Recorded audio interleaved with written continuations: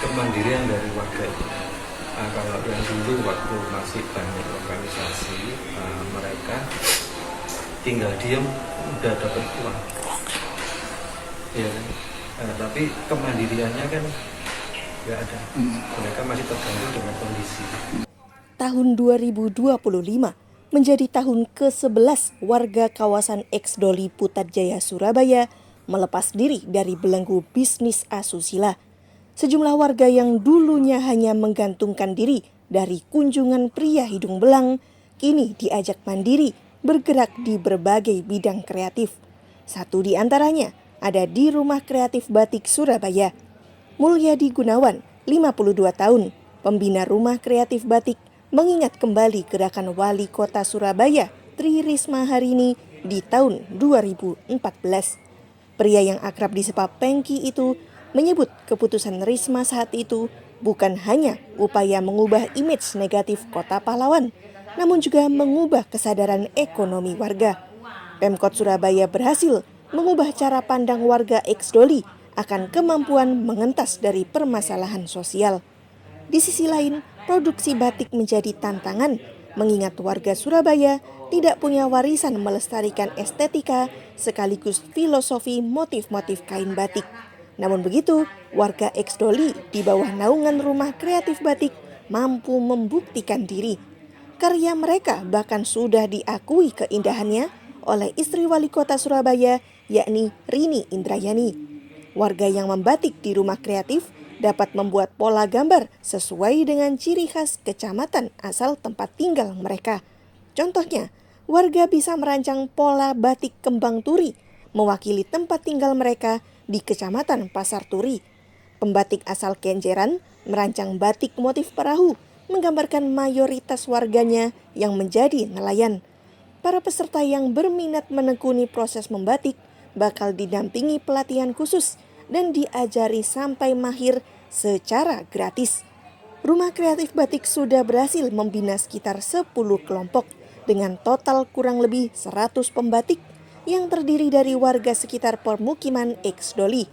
Rumah kreatif ini pun mendapat kunjungan dari berbagai pihak, mulai dari warga yang ingin belajar membatik hingga para peneliti dari berbagai universitas. Satu pembatik di antaranya ialah Mas Tukah, 52 tahun. Dia bercerita kehilangan pelanggan setia nasi pecel dagangannya seusai bisnis asusila ditutup oleh Tri Risma Harini. Menolak hanya diam, dia pun memutuskan belajar membatik sejak 2018. Dan kini, ibu 3 anak ini sukses beberapa kali mendapat order batik dari sang nyonya wali kota Surabaya. Tapi setelah ditutup, otomatis berubah kondisi. Yang biasanya diem jadi dapat uang, nah sekarang harus ditutup. Karena ditutup kita kemandirian mereka. Kalau kemandirian kan terus berlanjut sampai kapanpun akan terus berlanjut. Nah sisi itu yang aku lihat. Jadi untuk menunjukkan kemandirian dan berubah menjadi sesuatu yang baik, nah itu yang dicanangkan sama Marisma. Dan itu berhasil, Pak? Berhasil, tapi gini kan, kalau kita ngomong berhasil, itu kan kadang kontradiktif ya. Ada yang ngomong berhasil, ada yang ngomong nggak berhasil. Soalnya kan pasti ada kontradiktif. Tapi dalam kenyataannya, seperti yang berjalan sendiri seperti bukan ini, yang dulu dia kalau kita ngomong batik kan biasa identik dengan warisan. Iya kan, dengan warisan. Tapi Buka ini membuktikan bahwa nggak punya warisan dan nggak mengenal batik. Dari sini akhirnya dia bisa membatik. Maka produksi batik, maka sekarang bisa dijuluki pembatik Burini. Yang dimaksud pembatik Burini banyak pesannya Di sini. Di Buka. Nah, itu kan membuktikan bahwa kemandirian itu bisa diciptakan dan bisa dilanjutkan dan diwariskan juga ketika ini sudah sampai ke satu dekade ini, Pak. Iya. Nah, di samping itu kalau kita ngomong batik, sebelum ada rumah batik yang didirikan pemerintah kota dibikin sama Bu Risma pada waktu itu. Kalau kita ngomong batik di daerah luar, di luar Surabaya, itu hampir kalau kita ngomong batik Surabaya mereka nggak mengenal.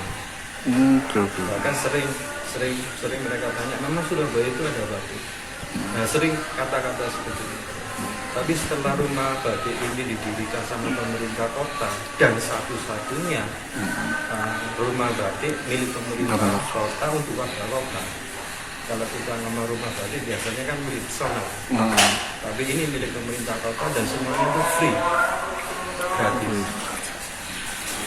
Setelah berdirinya rumah batik itu banyak pembatik yang datang ke sini. Datang ke sini belajar dan kita motivasi, kita kasih desain, kita kasih gini. Nah, akhirnya mereka memproduksi motif batik khas Surabaya. Khas Surabaya. Sampai sekarang batik Surabaya alhamdulillah bisa dikenal. Oh, ternyata Surabaya itu ada batik. Nah, untuk mengenalkan motif batik Surabaya itu bisa dikatakan di sini asalnya di dari rumah sini. batik ini yang didirikan oleh pemerintah kota. Bentuk motif khas Surabaya akhirnya menjadi identitas dari rumah batik, produk batik dari rumah batik Surabaya, asuhan pihak Pemkot Surabaya. Ini apa Pak bentuknya? Motifnya. Gini, kalau kita ngomong batik, kalau yang daerah-daerah dulu kan memang udah lama, udah warisan dari dulu, udah punya motif khas kan. Berhubung kita masih membangun, kita bikin sejarah batik itu sendiri, ya. Kita istilahnya mendongkleng, yang dimaksud mendongkleng gini. Kalau kita ngomong Surabaya, di luar kota Surabaya ya, di daerah lain, kalau kita ngomong Surabaya, apa yang ada dalam mindset mereka, gambaran mereka, pasti gambar Suro sama Boyo. Dan ikon-ikon kota Surabaya, karena Surabaya itu kota pahlawan semua. Nah, itu yang kita kembangkan. Oke. Sebagaimana gambar yang di belakang jenengan ini ya. Nah, kayak gitu.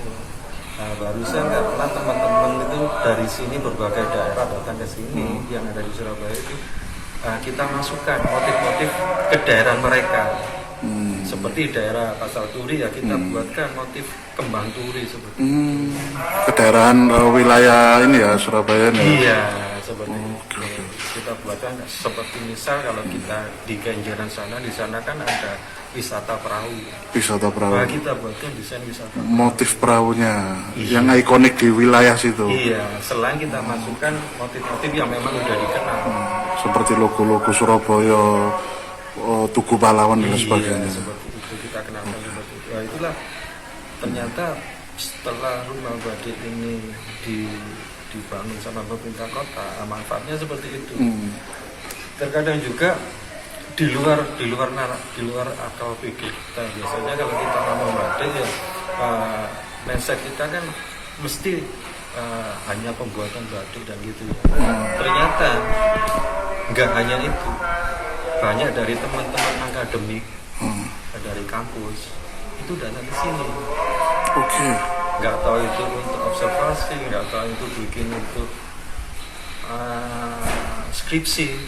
Penelitian ya. Penelitian juga mereka datang ke sini. Bahkan mereka juga ada yang dari kayak Universitas Airlangga sama ITS atau teman-teman lain. Mereka kan kadang sering pertukaran pelajar. Download Tribun X sekarang, menghadirkan lokal menjadi Indonesia.